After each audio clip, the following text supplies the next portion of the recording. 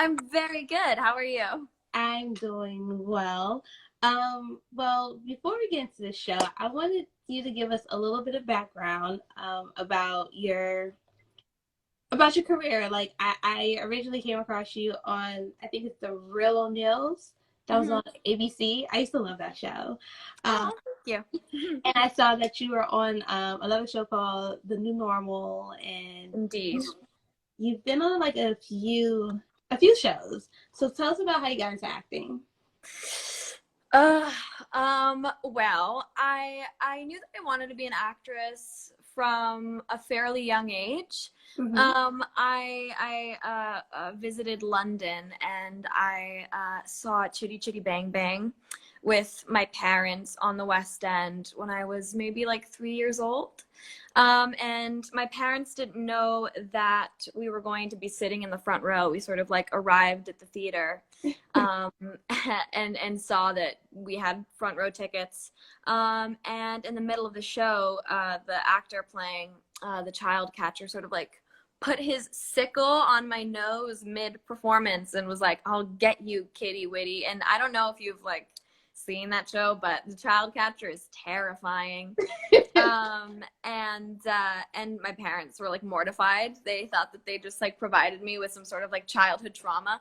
But instead I started laughing. And after the show, I was like, I want to meet that guy.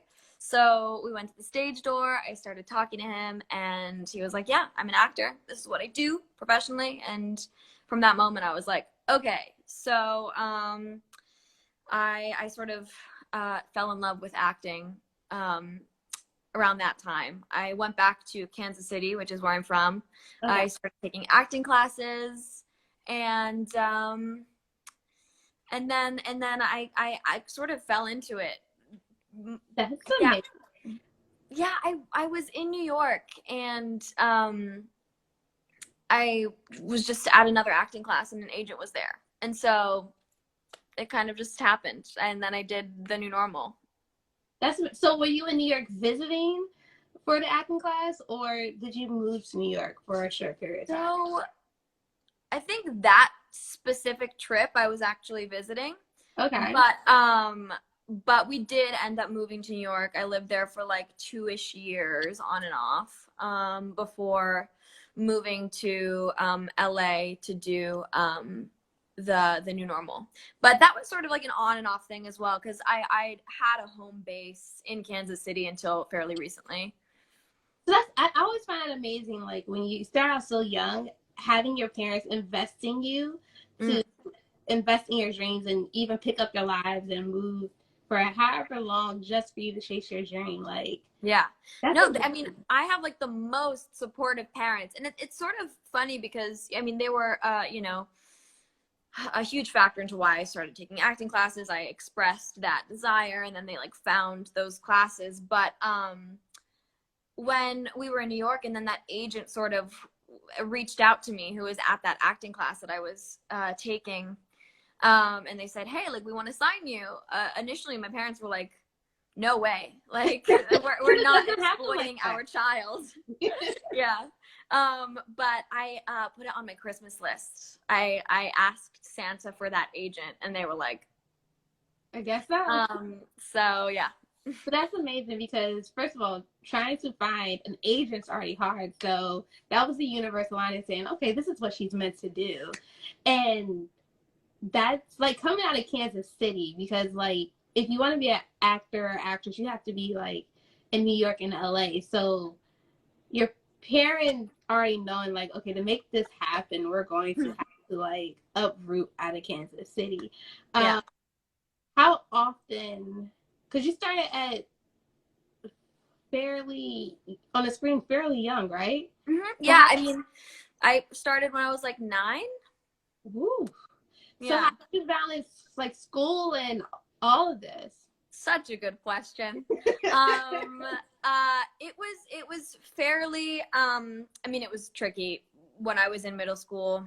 But it was incredibly complicated when I started doing high school just because that's a lot. Like high school's a lot. And then I was on it's too much. Like we were we were shooting The Real O'Neills whilst I was in high school, and I was just like, I think I need to like do school on the weekends and say goodbye to like summer vacation, and just try and finish high school as quickly as I could.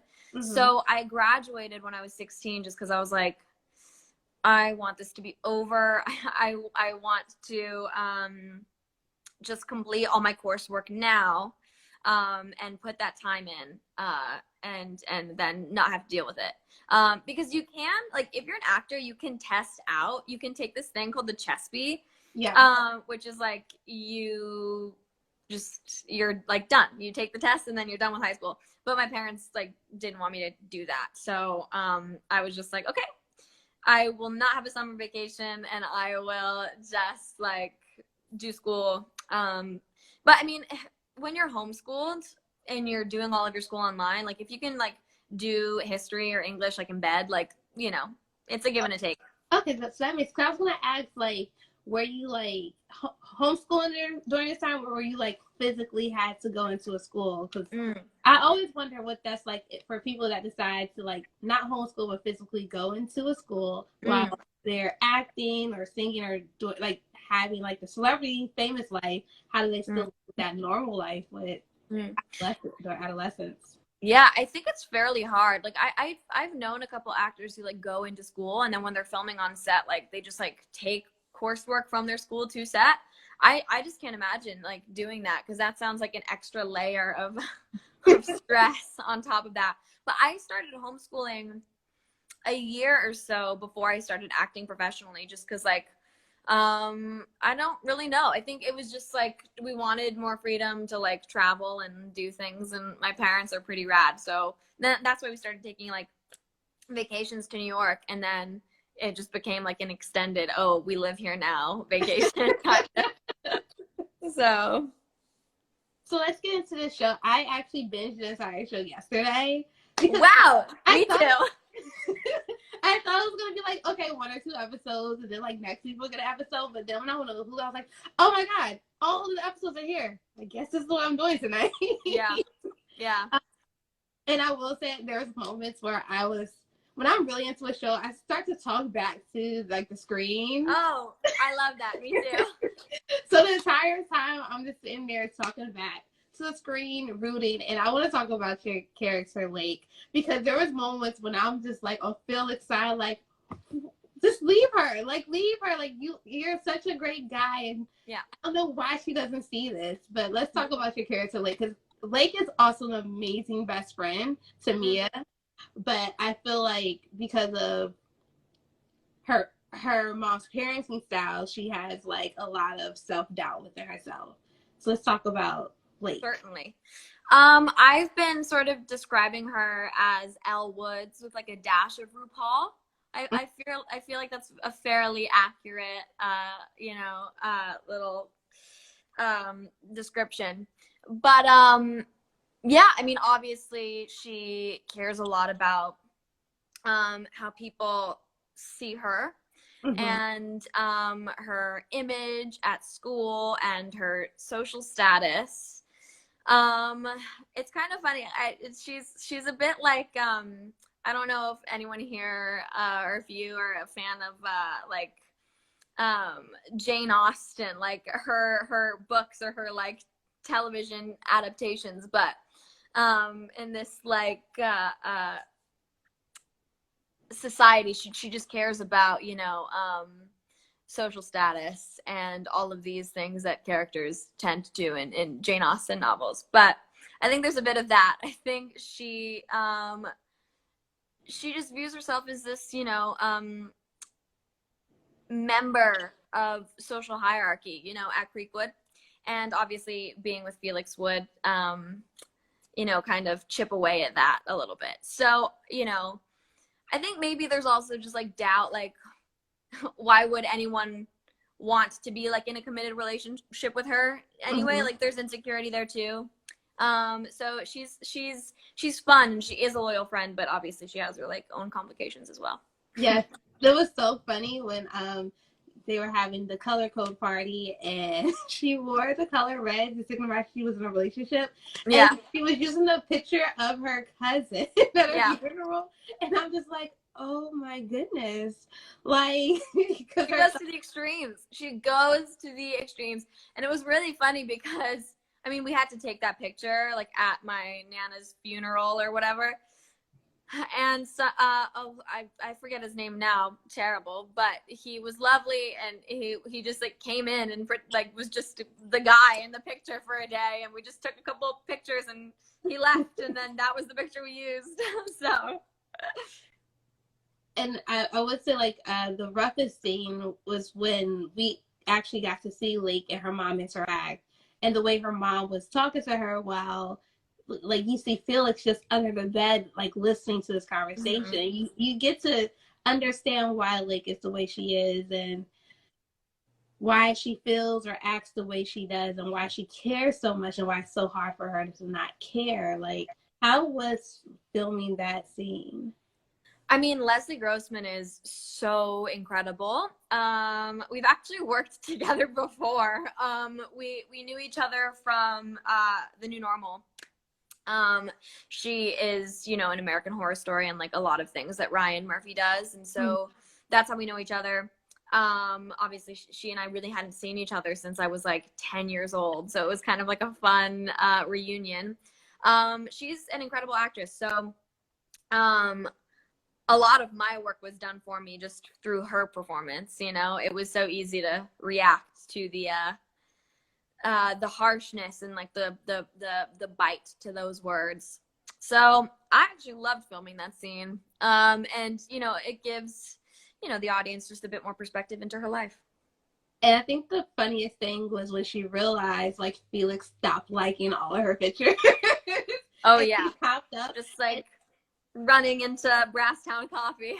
She's like, what why are you not liking my pictures? And I find that funny because I know as like women, we especially on social media, we can tell who likes our pictures all the time or who looks at our stories all the time. And I was having a conversation with my coworkers, and they were like, wait, girls actually look at who views their stories? And we're like, yeah. I mean, a couple weeks ago, I learned that apparently the people who come up at the top of the like, who have viewed your story, whoever pops up at the top is the person who's like engaging with your profile the most. Mm-hmm. And suddenly that just changed my life. I was like, oh, that person's like viewing my, like, oh, okay. Everything I do, like, they support everything I do. I think that is so amazing. So how did you get presented with this role?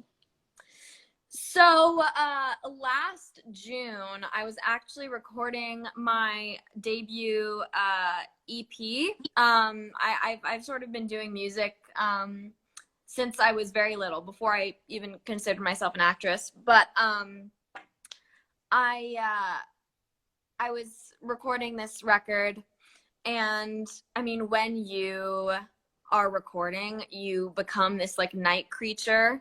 Mm-hmm. And you get up at like noon, and then you stay in the studio until like 3 a.m. And then, you know, you go back home, go to bed, and then, you know, just that daily schedule. And so I remember I was in the studio one afternoon, and I mean, that's like the daily, and you're working a lot. So every single day, a lot of hours, just like you're a little, you're a vampiric monster. And so I didn't have time for much auditioning, but it happened to be like the week that I was really in the thick of it. I was getting a lot of auditions. So I sort of, as a compromise, was like, I'll audition for just like one. I'll wake up at a normal hour and record one. And when I was looking through the auditions, immediately I was like, oh, I'm sorry, Love, Simon spinoff? I think yes. So I ended up just like sending in a tape, and they asked me to film another tape like a couple weeks later, and then like a couple days after that, they were just like, you got the role. So that's kind of how it happened. I was, you know, such a big fan of Becky and her writing in the film. So I was thrilled. I was very excited. So, like, what's some of your favorite scenes to film during this season? I like the scenes where we're all together, because it's just like, summer camp vibes, everyone's there, and like the carnival scene was really, really fun, and that was an overnight shoot. And so we got to work that day at like 2 p.m. and didn't leave work until like 8:30 a.m. the next morning. Mm-hmm. So we were there for a while, all through the night, just like chugging coffee, and sort of telling jokes to keep each other awake. And then I'm a huge fan of Rachel Hilson, so I love all my scenes with her. I would say, like, one of my favorite, all the friendships I really loved, but like the girl friendship between Lake and me is one of my favorite, because like the amount of support, like I feel like every girl in high school should have friends that are that supportive of everything they do. Even though like Lake is more free and me is more conservative, like you see that they bring out the best in each other. Yeah. I love their relationship too, because they're like never pit against each other. Mm-hmm. They never really quarrel, and then when they do, in that one scene where she's like, hey, like, why did you tell Felix like I'm like secretly like hooking up with Andrew? Even that scene where the first couple lines are kind of like passive aggressive toward each other, it's all for like the better of their relationship and their communication, and they like smooth it over really quickly, like any time that there is a bit of like a ruffle. So yeah, I love their relationship, their dynamic, and it's so easy to play that dynamic, because Rachel is a close friend of mine, and just lovely and so talented. I love it. So what I'm gonna do is, because I know people are sending questions. Okay. I'm going to get, well, there's 4 right now, so I'm going to pull this one up from, I don't know how to say there. Let's see. Tape Sydney. You like how you can just see my eyes and my forehead? I'm just like, hi. So, favorite moment with Anthony. Favorite moment with Anthony. Gosh, there's so many. Let me think. I'm trying to think of all of our scenes. The prom stuff was really, really fun. I liked that that scene at the sort of like drink table. Yeah. Where they're sort of like walking on eggshells. And she's utterly surprised that he actually cares. He's like, I want you to be happy, and she's like, what? Because the whole thing, she's just trying to make him jealous, and he's just like, I want you to be happy, I really liked that scene, and the energy of like the prom. I loved all of my scenes with Anthony for that episode. I would say, like, when she went up there to take, she's like, yeah, I'm gonna take the crown on behalf of my friend. Yeah. Like, wait, can you actually do that? She's just like, all right, we're gonna I feel like she's just trying to distract. Another good friend move. She's just trying to like distract everyone from like whatever's happening. Yeah, like Mia sort of rushes out in tears, and she's like, okay, I'm gonna take the crown, sorry. Which is funny. And also I find it so funny because before her and Felix started hooking up, she talked about the guy she wanted, and she's like, I want someone wild that's going to like, just steal something real quick, like not true, but steal something. So like when he stole that the cake. Foreshadowing. Yeah, that was, actually I changed my answer. That was I totally forgot about that. That was the best day. It was like really, I can't remember. I think it was really cold. It was really cold in the bakery, and then outside. And then I was like in that little purple dress. Yeah. And Anthony and I were just like running down the sidewalk. I fell. One of the takes I fell. I was wearing like, were there any bloopers? I wish. I don't know if they're like, I wasn't at like the rap party for like the first half of it, so I haven't seen the blooper reel, but I was wearing heels, so I like totally like Fell. hate it. Yeah, that was really fun. I actually, that was my favorite scene to film with Anthony. Okay, so oh my goodness, so we just got hit with a lot of questions. Let's do it. Okay, I like this one. Which song best describes Lake? I actually have a playlist. Really? I have a lake playlist. I think like would I think, okay, I tweeted about this the other day, but Miley Cyrus, Erykah Badu, Dolly Parton, who else do I have on that playlist? Jessie Ware. I don't know. There's a lot of, it's a wide variety. I think her music taste would be pretty eclectic. But the common theme is that I think she would only listen to female artists for some reason. So maybe I don't know. Let me think. I think I don't know if this song describes Lake, but I think she would really enjoy Mother. Is it called Mother's Daughter? Miley Cyrus, Mother's Daughter, because that's just like right out there in your face. Like I feel like Lake would really appreciate that. So someone want to know is the playlist available for them to like listen to? I should make it so. Maybe that's my homework. I don't have Spotify. I'm an Apple Music user. You can make it public on Apple. Yeah, so maybe I'll do that and just like plop it over on Spotify because I use it on my computer occasionally. So I'll condense the playlist because I think it's like 7 hours because I just like went through and was like, but I'll make that public. Okay, let's see what else people are asking.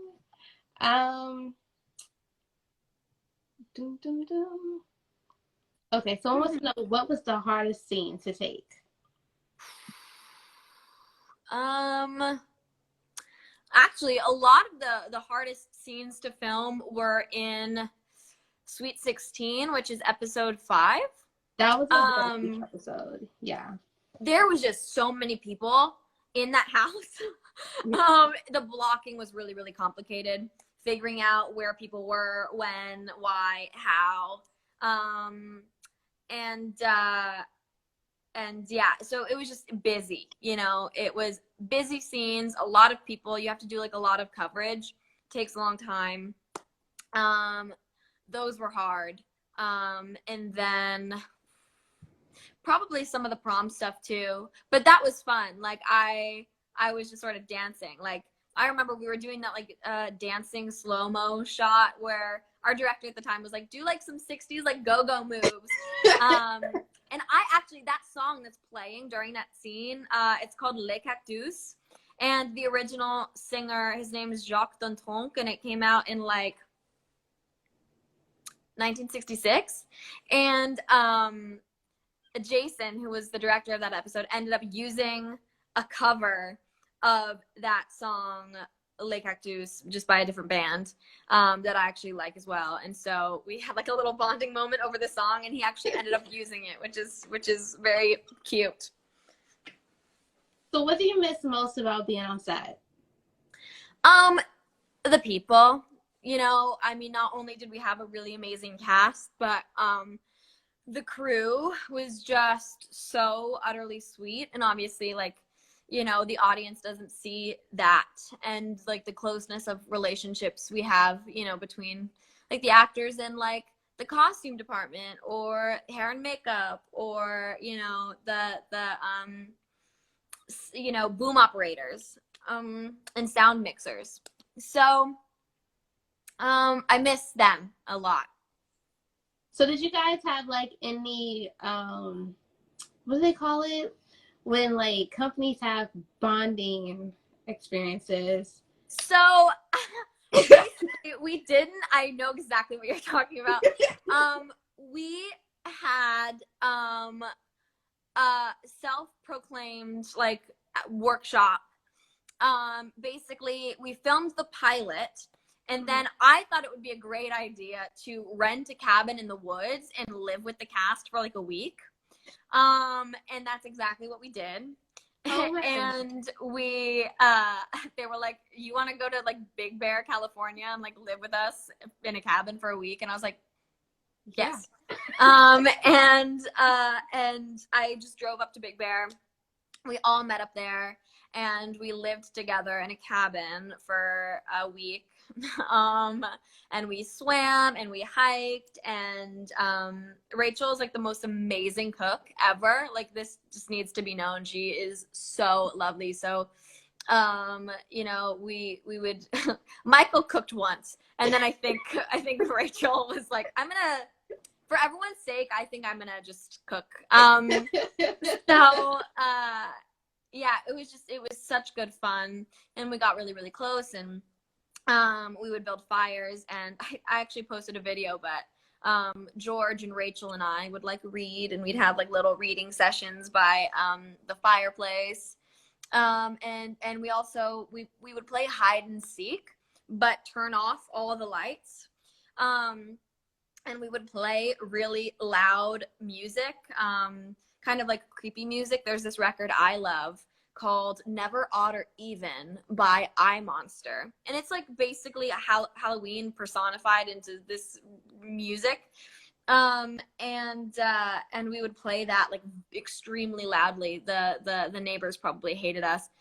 And because in the middle of the night, we would just throw that on and run around the house in the dark, play hide and seek, and capture the flag. So that sounds so much fun. It was insane. And I've been told, it's come up a lot actually over the last couple of days, just like in interviews. And so I've like received calls and texts like, hey, like when, you know, COVID sort of dies down. Yeah. Like, I think we got to go back to Big Bear. The infamous Big Bear. Okay, let's see what else people want to know.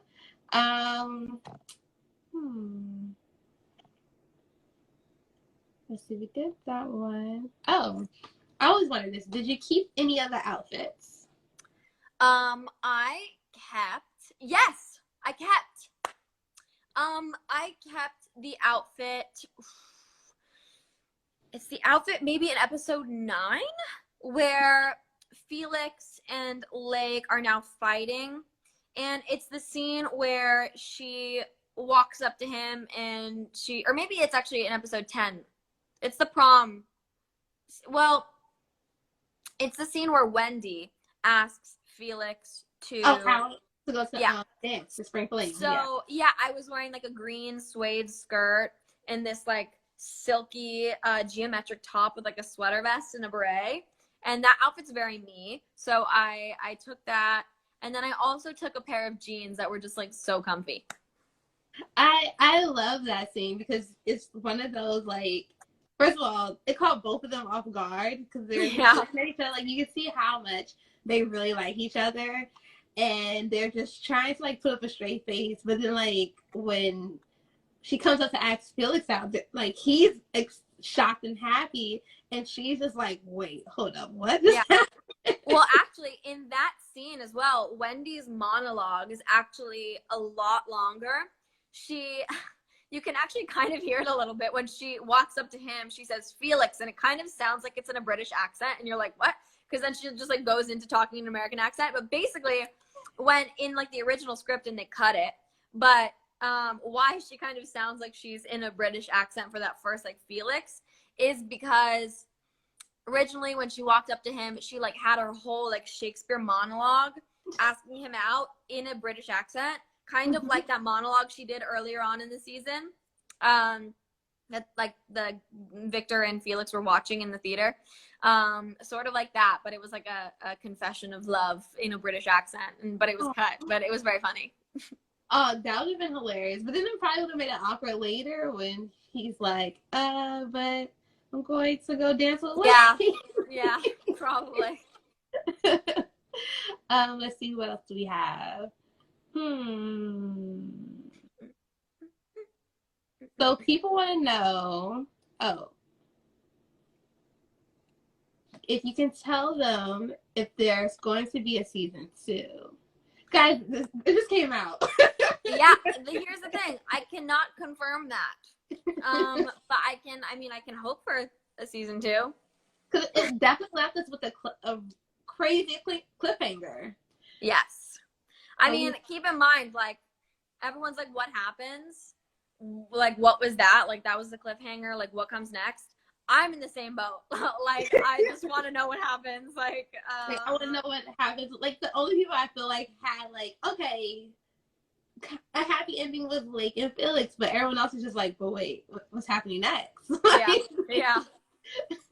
Yeah, for sure. Yeah, I definitely want to know.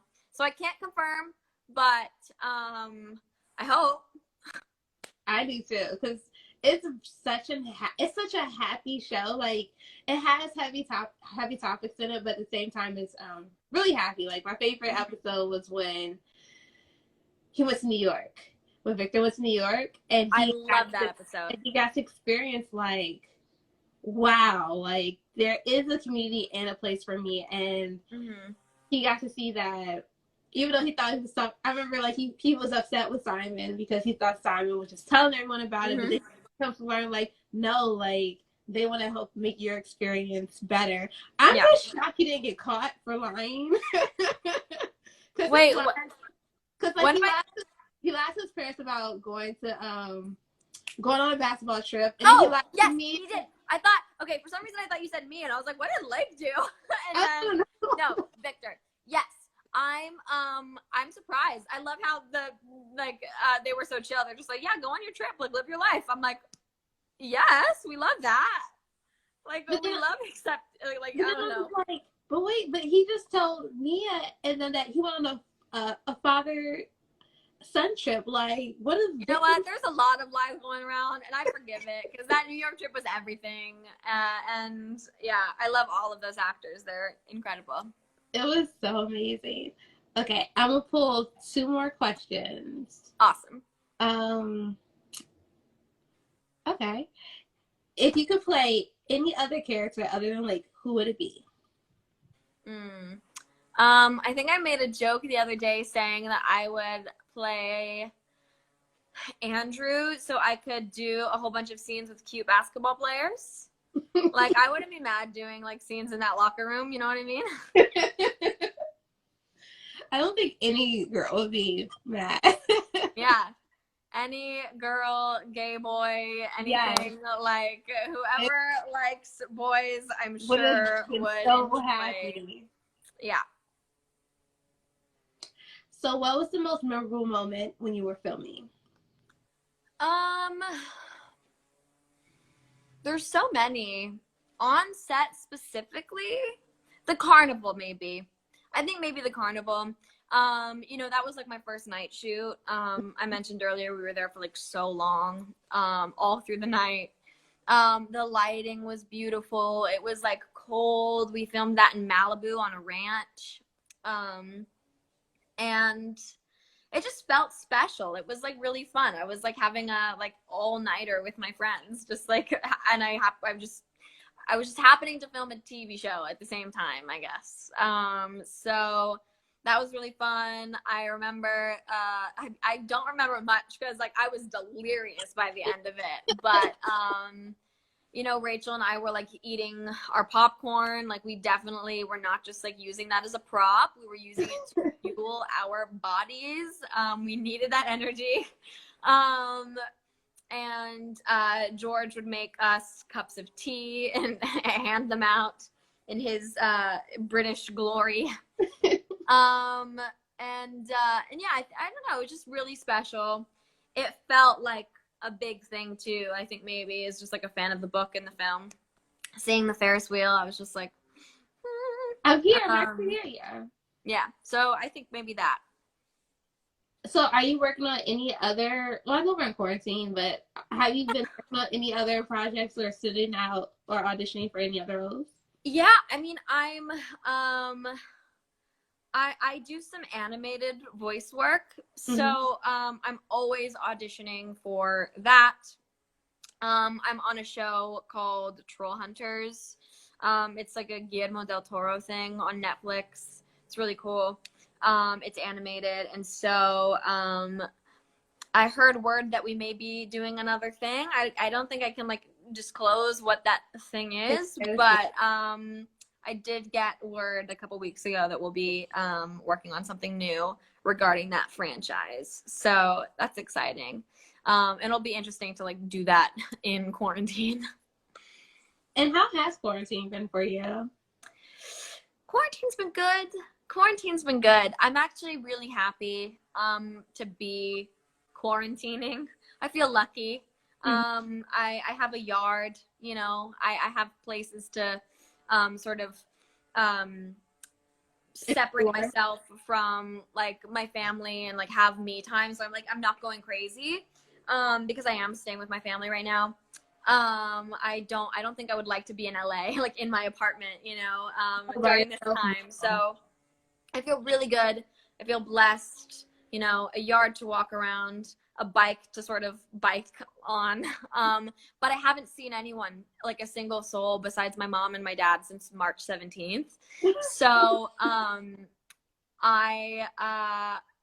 like, honestly, a little just like emotionally exhausted because I miss people, but I'm fine. Like, I'm so blessed. Like, I'm so happy, and it'll just be great. Like when I can see my friends again, like it'll make it all the sweeter. So I've been listening to a lot of music, dancing away. That like really makes me feel good. Just like dancing, like my life depends on it. Reading, playing music, always doing that. There's this great song that came out in 1941, called When the Lights Go On Again.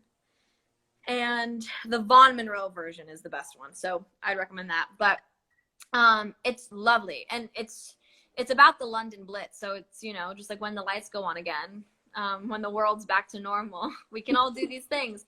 And it's, I mean, such a parallel to what's happening now. Like that's been on my repeat because it just makes me feel really like uplifted and happy. Like when the lights do come on again, it's gonna be great. So how's your quarantine been? It's been fine. Like, well, I'm quarantined in New York, so. Oh, wow. But like my day to day is like it's normal because like I still had to like go into work, and I will say Zoom has been giving me life. Like my Zoom group chats with my friends, FaceTime. Praise the Lord for Zoom. Yeah. It's like my favorite pastime, and that Netflix parties have been giving me life. Watching Oh, 100%. Yeah. There needs to be a Hulu party so we can all watch Love Victor. Actually, I think it's like in beta because I remember when I logged onto Hulu a few days ago, they was like, "Try out a new Hulu party," and I was just like, I saw, and then I tried to like click it, and I maybe I'm just like technology like it doesn't. I'm just inept in that department, but yeah, I need to like figure out how to work it because I saw it, but it wasn't working for me, so I need to like. Yeah, I saw it, but I didn't click on it. So I was like, all right, so I'm going to have to sit down and try it because I'm at the Netflix. So I need to start being at the end of other streaming services. I mean, and the good thing about like quarantine too is like we're all in this together. Like everyone is Zooming, like everyone is whatever. Everyone is missing people, you know, if they're, you know, actually social distancing and whatever. Like, and for those who can't social distance because they're like an essential worker and whatever, like that's still like a different kind of strain, you know? So we're all going through something. And I was on a Zoom call, and it was a Zoom party. Have you been going to like Zoom parties? Zoom parties are so much fun. I'm a fan of a good Zoom party. Yes. And I have a few friends in Ireland. And it was a birthday party for one of my Irish friends. And so it was him and some of our mutual friends and then a whole bunch of Irish strangers who I don't know. And so I can say for the first time that I was proposed to by a drunken Irishman in the middle of a pandemic via Zoom. Now, I will say Zoom has very memorable moments. My allergies were acting up, and I was at a Zoom happy hour, and I passed out after I took my clearance. You passed out? from my allergy medicine during the Zoom conversation. I was doing a Zoom happy hour, and I woke up. My friend's like, "Are you okay?" I was like, "Yeah, I just took my allergy medicine, and That's terrible. I'm ready." so sorry. How long were you passed out for? Like, I was asleep. Like, I really went to sleep. Because, like, it was my first time ever taking allergy medicine. So I went to sleep. Like, I was fighting sleep, and then I fell asleep, and I woke up, like, 2 hours later, like, guys, I gotta go. Oh, my God. Wow, Benadryl, man. Like, it's so strong. And I didn't know it was that strong. man, that's wild. Yeah, I mean, there's a first for everything on Zoom. Like, a whole new world you'll be introduced to. Yes. Well, thank you for talking to us about the new show. Thank you for having me. Yes, and it's an amazing show. So for anyone that's in the live that hasn't seen Love Victor yet, go on Hulu, check it out. You're going to be laughing the entire time, and you might be like me and start yelling at the screen.